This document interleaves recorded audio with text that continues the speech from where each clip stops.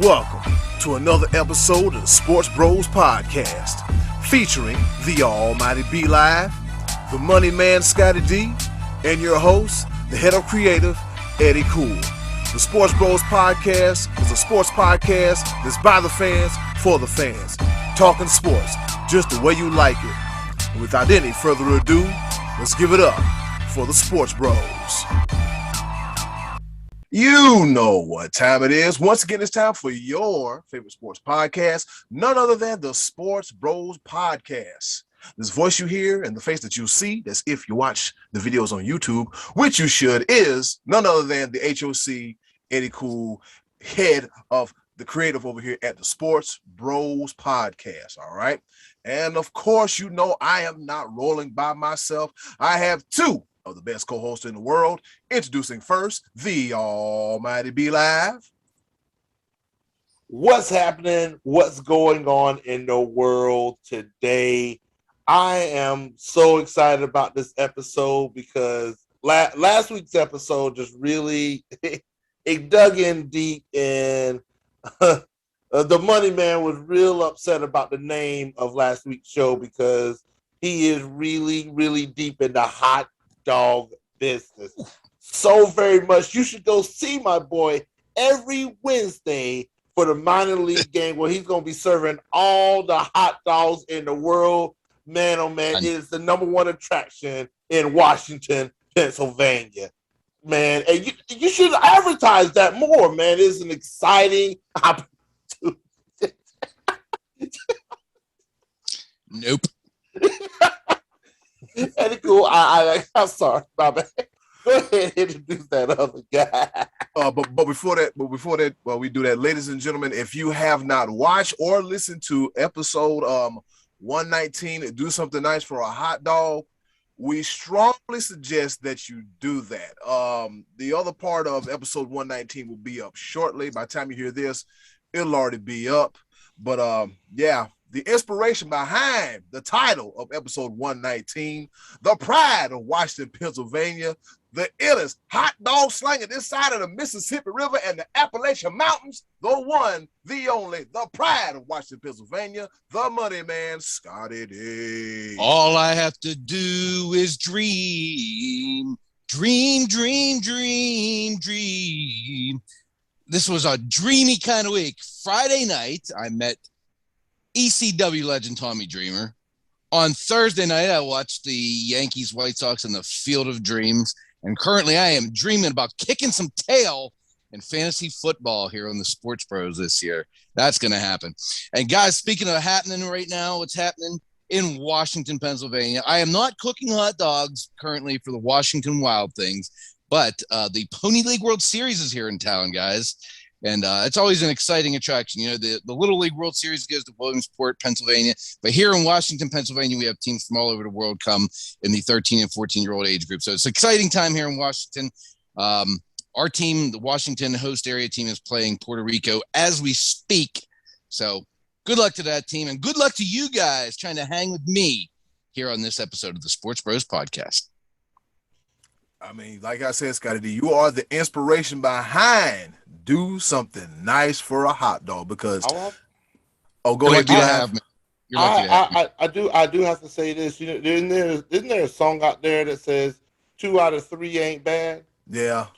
So I mean, yeah, you know, Field of Dreams, absolutely. I give you that one, Scotty D. Meeting Tommy Dreamer, that's a big one. Yeah, that's 2. That whole thing about you dreaming about winning the fantasy football league, Sports Bros Fantasy Football,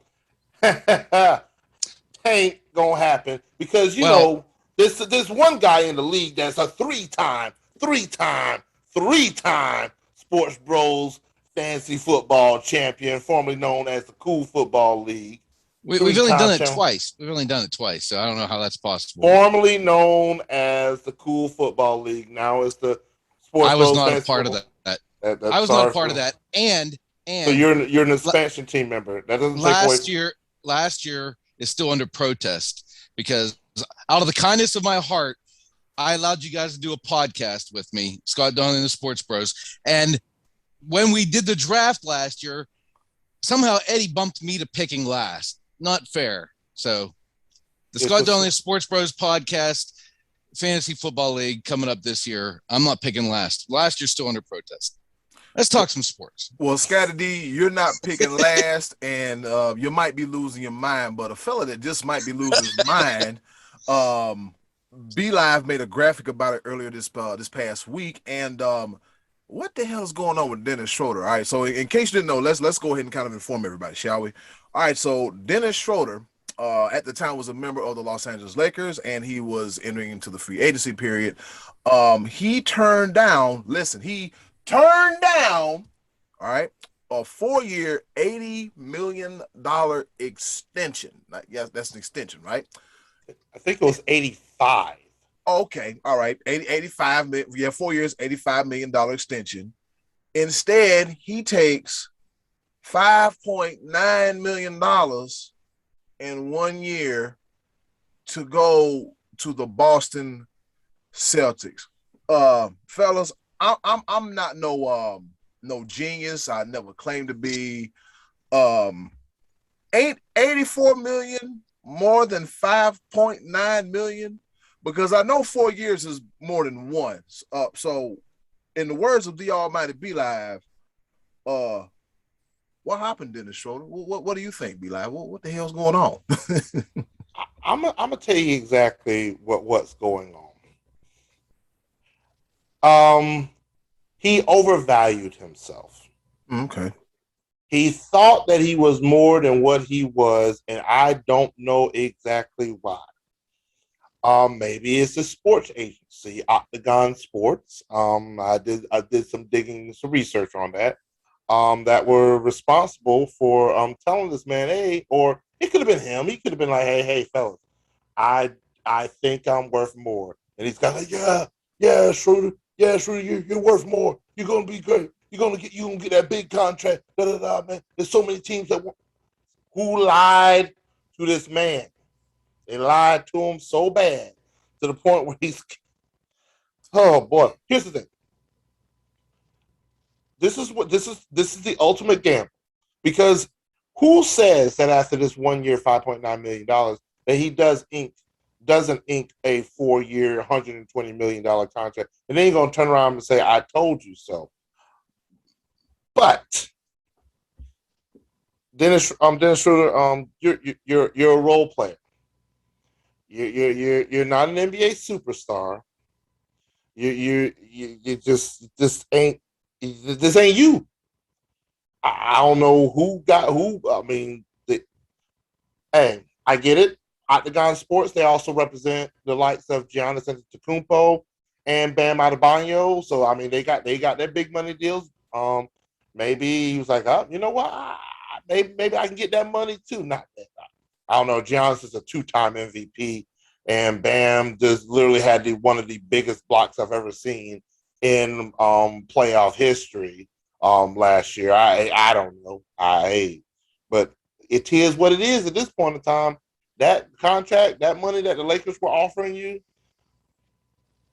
wave to the people because it's gone. Nah. Hey, goodbye. Dream on. I think, like you said, I think he overvalued himself, and I think part of it is because the Lakers went and got him. So I think that was part of his mindset that I'm a big time guy now. The Lakers came and got me, but then he wilted down the stretch. Though that was his biggest problem. Once he passed up that deal, he basically was betting on himself. But came down to the stretch whenever they really needed somebody to step up amongst, the injury situation. He didn't do it. In the playoffs, he wasn't good. His numbers were down. So, I heard a rumor, and I don't think it's true, but I did hear a rumor that the Lakers possibly were offering him that only to trade him to get Kyle Lowry, and he didn't want to be part of that trade. Now, I don't know that that's true or not. And if that's the case, maybe he just didn't want to play in Toronto. I don't know.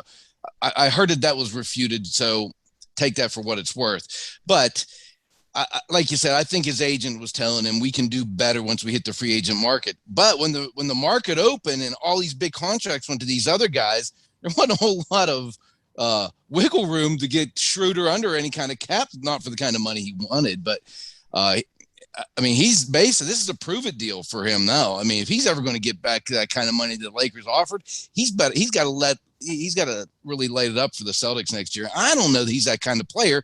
This is his third team in 3 years. And from what I heard, there was not some favorable reviews in the locker room and behind the scenes with this guy. So he's really got to prove it if he's going to get another deal. But Lakers are full of veterans. They don't need him at this point anymore.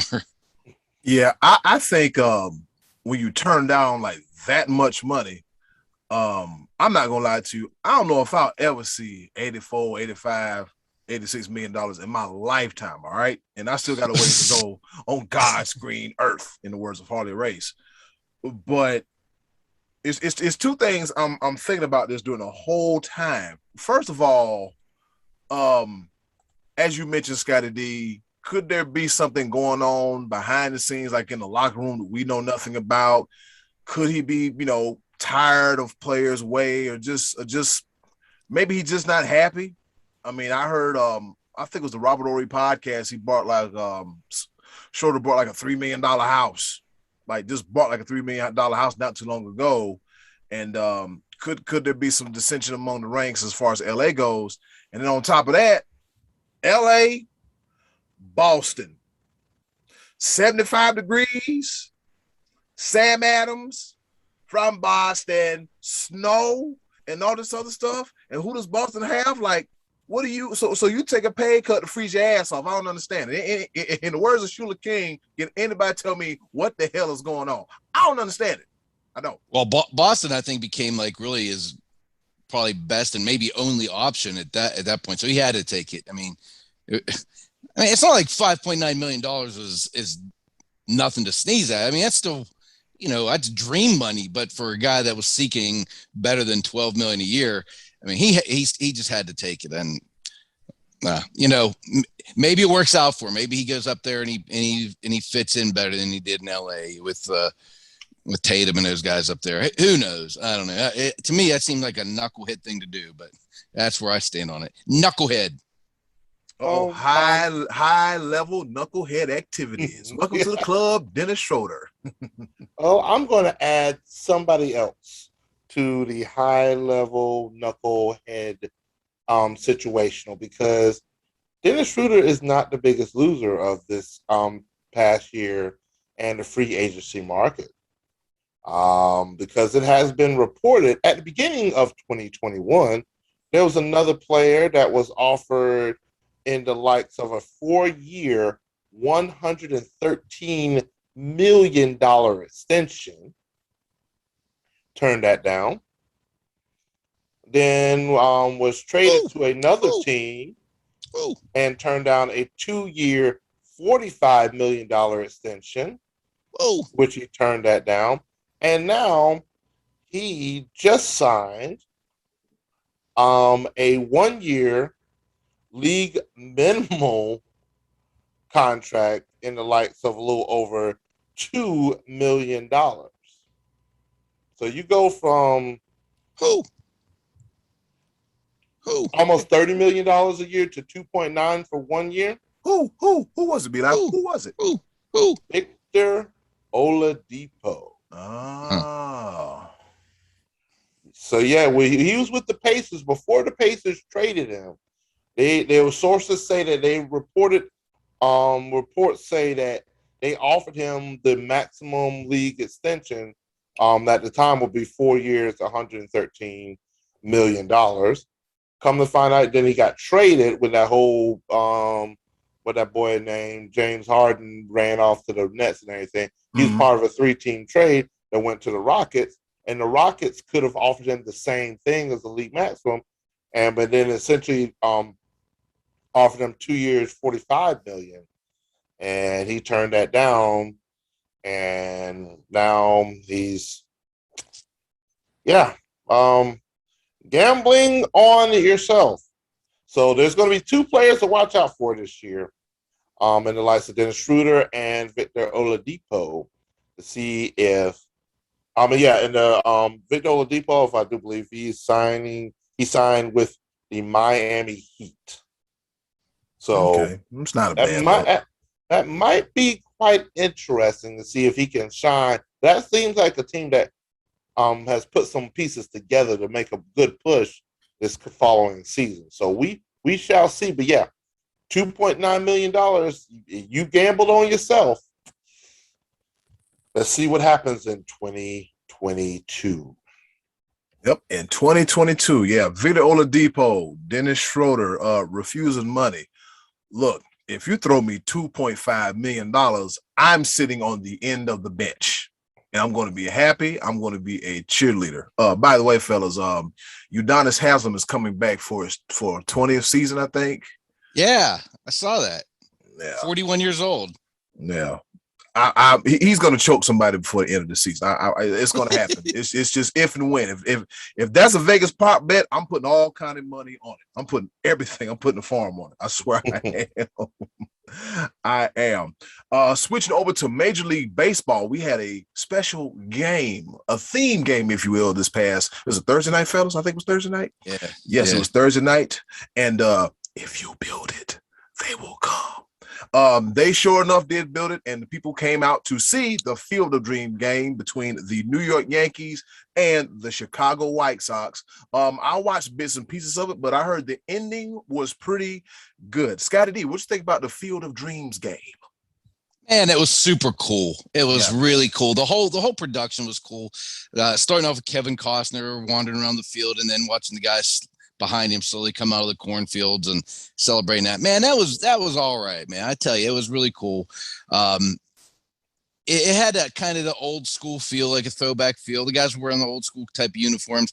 8,000 people in the stands. I mean, that for those guys, that must have felt like, you know, being at a little league game or minor league game, something that was, you know, taking them back to their younger days. It had a nice feel to it. The game was good. It was a beautiful evening to watch. I mean, it had everything going for it. It actually was like a perfect night of baseball, except for my team that I was rooting for did not win. When it came down to the game itself, you know, it started off hot, couple dingers, a little bit boring in the middle, and then the Yankees staged some big time comeback with two-run homers with their big guns in the ninth inning, Stanton and Judge, and then showing one of their big weaknesses right now is the Yankees and that's their bullpen. And Zach Britton went in and gave up the walk-off homer to Tim Anderson, who's a star for the White Sox. And that was like a perfect ending for them. And, you know, they're in first place for a reason. That's a good baseball team. So that was pretty cool. I like the whole feel of it. I kind of have a feeling this is, I know it's already been talked about. This is going to be like a tradition to do this now once a season, like they kind of like what the NHL does with their outdoor game. But I will tell you this, it's not going to top the first time. There, you know, it's not going to be better than this. I think there's even talk maybe next year of the Cubs being in this game, which would be a perfect fit for this type of game.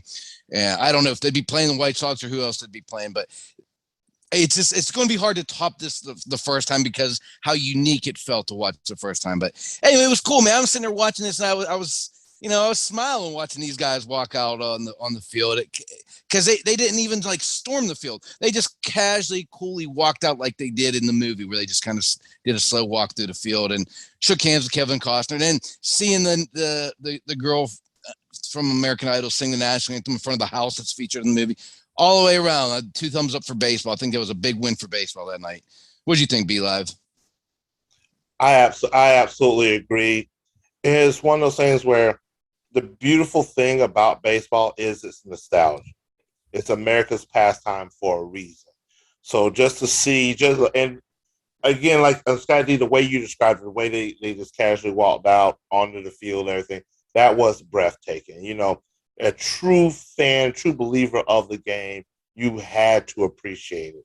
And so I look forward to, I really do look forward to those nostalgic games that, like, except for what the NFL does when they ship people over to London for games. Field of Dreams 2022.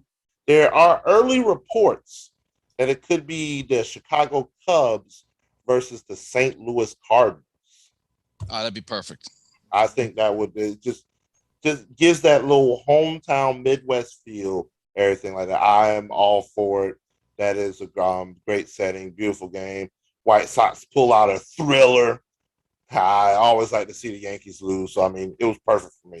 Absolutely perfect. Yes, sir. Oh man, here we go. Taking those jabs, Be Live. I see you are You know me, man. I can't help myself. taking those jabs, taking those jabs. Fellas, it is August, which means we're not too far away from the playoffs. And from the looks of it, man, these pennant races are pretty tight. So, Scotty D, what you got for us as far as the pennant races go to the playoffs? Well, out of the 6 divisions, to me, it looks like 2 are already settled.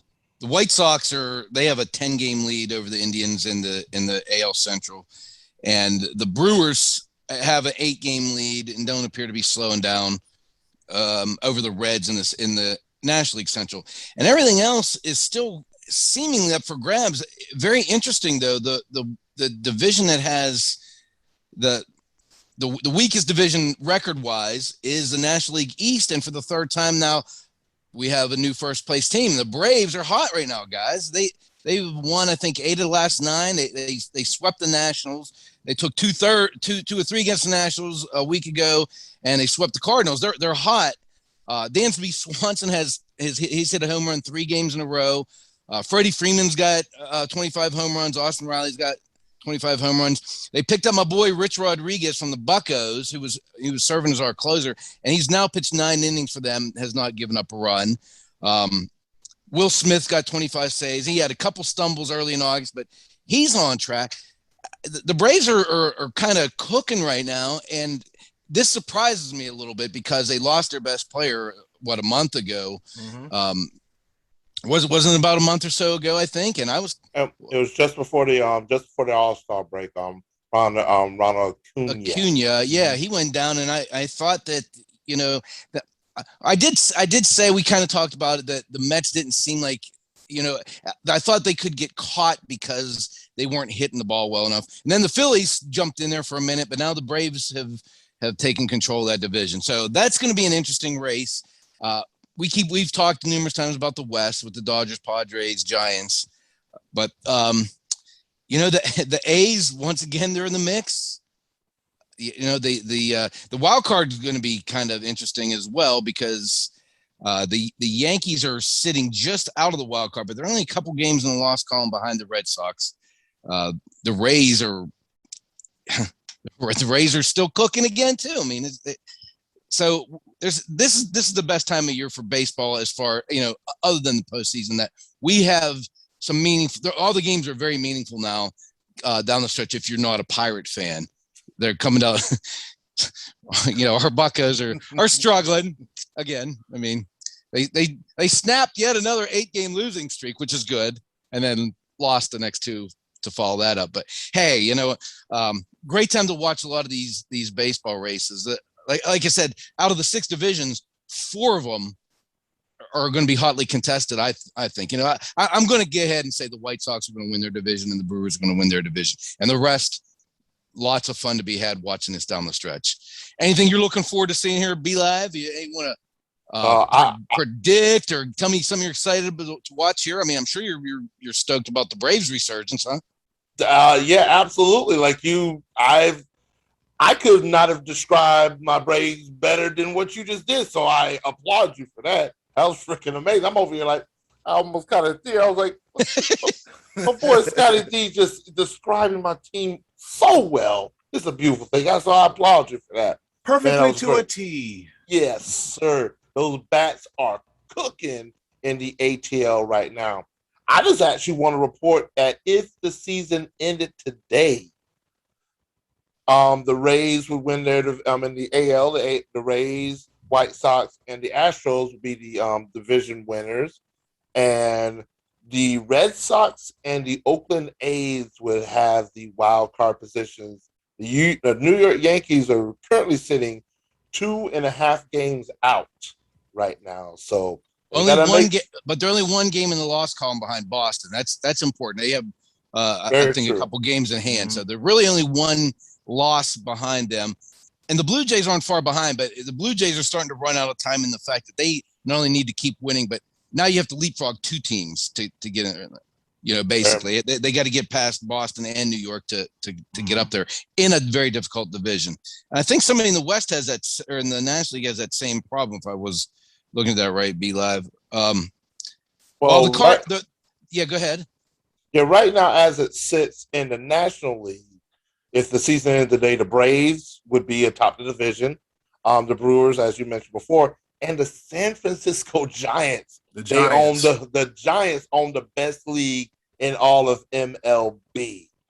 And as far as the wild card, it would be the Dodgers and the Padres. The Padres actually have a 2.5 game lead over the Cincinnati Reds. So the Cincinnati Reds are 2.5 games out right now. So the Dodgers are looking good to be in, regardless whether it's winning their division or that wild card, because they're +6, but actually it's 8.5 if you figure that again they would have to fall behind 2 teams. But wouldn't you sign up to watch a one game wild card between the Dodgers and Padres? I hate to see one of those teams go home. I mean, those are 2 of the more interesting, exciting teams to watch in baseball. So that'd be really interesting to see if the Dodgers don't catch the Giants. The Padres are a little bit farther behind, but those 2 teams in a wild card, I'd watch that wild card game in a heartbeat. That'd be fun. Oh, I'm telling you, sign me up for it. I am all for it. And guess what else we're all for, fellas? It is the NFL preseason. Some teams have finally played some more games, all right? And so it's nice to look around and see, we got football on TV. Even though it is preseason, some people are like, I feel some kind of way about preseason. But you know what? It's a chance to see your team and see what they can do and the possibilities of the future in the upcoming season, what's going on. So, fellas, the question I have for you two guys, all right, based on the week 1 performances, which rookie will we see on opening day starting under center for their respective teams?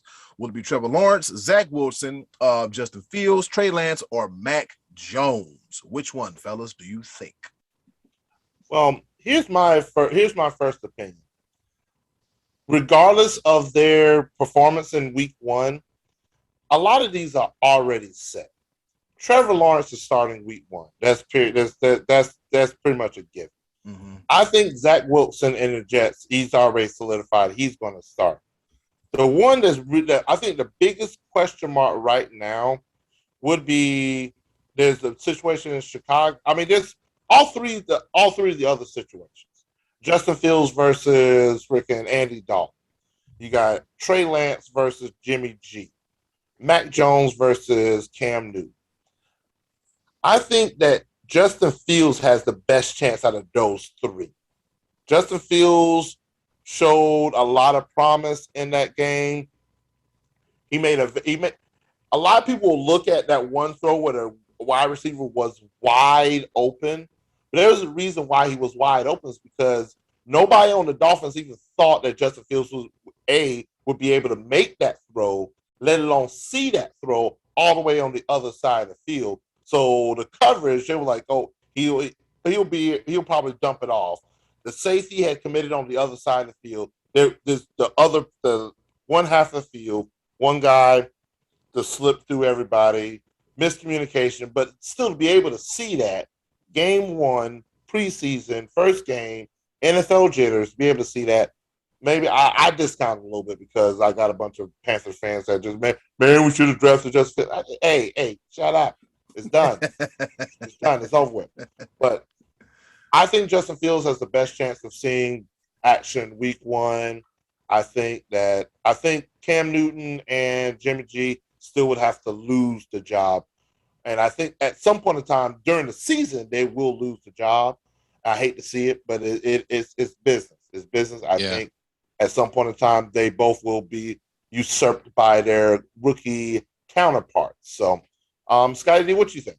Yeah, I think you're right in that Zach Wilson is the most likely of the 5 to be the opening day starter because he doesn't have competition. His competition is Mike White, who couldn't make the Cowboys last year when they had like 4 or 5 quarterbacks who sucked. Who? So he couldn't make that team. Mike White, and Zach Wilson, his first series out, he was 6 of 9 for 63 yards. They went down and kicked a field goal, picked up a few first downs. Kind of not much to judge by there. None of these have a whole lot to judge. I think Trevor Lawrence also was 6 of 9. He does have a little competition with Gardner Minshew, but I think, like you said, I think he's most likely going to be the starter. I think the one least likely is probably Trey Lance, because I do think the 49ers still have a lot more confidence in Jimmy G than, it's not like he was terrible. He got himself into trouble by being hurt and unreliable last year. But if he has a strong camp, that team can still win with him. Belichick saying he doesn't know that yet between Mac Jones and Cam. I think that's kind of a Belichick thing to do, just to get Cam, more inspired to play well. And last year, Cam was also coming off the injury the year before, so he still has a lot to prove health-wise. And then I think Justin Fields is probably going to get the nod too, because he's looking at Andy Dalton and Nick Foles as competition. He's 14 of 20, 142 yards and a touchdown in his first time out there against Miami, who I'm not 100% sure that Tua is going to be starting. As a second-year guy. He's got Jacoby Brissett breathing down his neck there, and Tua hasn't looked good in camp from what I'm hearing. And there's another situation with. It's essentially two rookies. Sam Ehlinger from Texas, drafted by the Colts, competing with Jacob Eason, who was a rookie last year. Both of these guys drafted to back up Carson Wentz. We don't know when he's coming back. So those two guys are they say they're neck and neck for that. But I think Trey Lance is the least likely of the five, and then maybe Mac Jones. But I think that Zach Wilson and Trevor Lawrence probably a lock to start. I would say. If you're the Jets, why wouldn't you? Why wouldn't you just say we're starting all the way over? So I think he's definitely going to be locked. Although I've also heard he was struggling a little bit early in camp, but I think there's a lot of upside with that kid. So what a good class though coming in. I mean, we're talking about it. If these guys all pan out, a really one could potentially be one of the best draft classes we've had. I saw Josh Rosen's also still competing with the 49ers, still trying to catch on. He was 10 of 15 with a pick the other night in his first game against Kansas City. And so far, no Sam Darnold, no Dak. So we haven't seen our starters yet, fellas, from either of our teams. No, Josh freaking Rosen. I'm gonna put in my 2 cents right quick. I'm gonna have to disagree with y'all, but I don't want to fully disagree. I want to say probably by week 4 or week 5, Trey Lance is gonna be starting. He's gonna be starting for the 49ers. Yep, by week 4, week 5, Trevor is his to lose. Zach Wilson is his to lose. Justin Fields, I don't know. And Mac Jones, he'll dink him and dunk him to death, but that's another position where it's Cam Newton's job to lose as well, too. Go ahead, Be Live.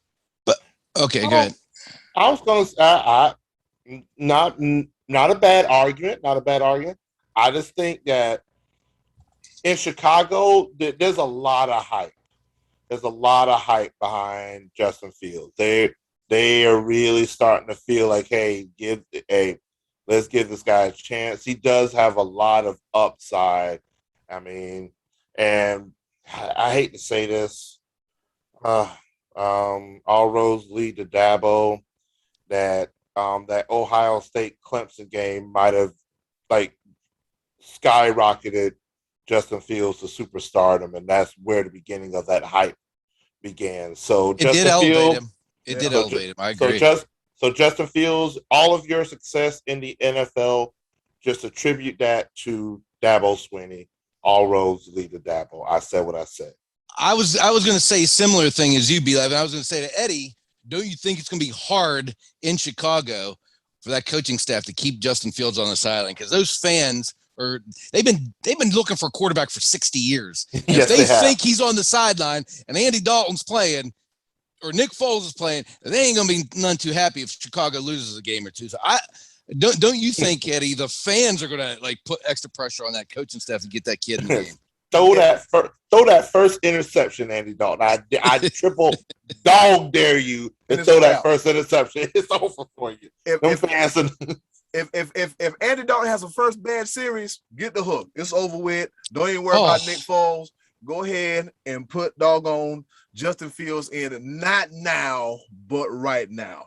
But fellas, with that being said, guess what we're going to go to? Not now, but right now. And guess what time it is? What time is it? I'm not wearing a watch. What's going on? I don't know. Usually I have a watch, but hold on, looking at my phone. What time is it? Hello? Is that time? Okay. It is time once again for our favorite portion of the show, the choices of the voices. With that being said, hey, yo, Button, hit it.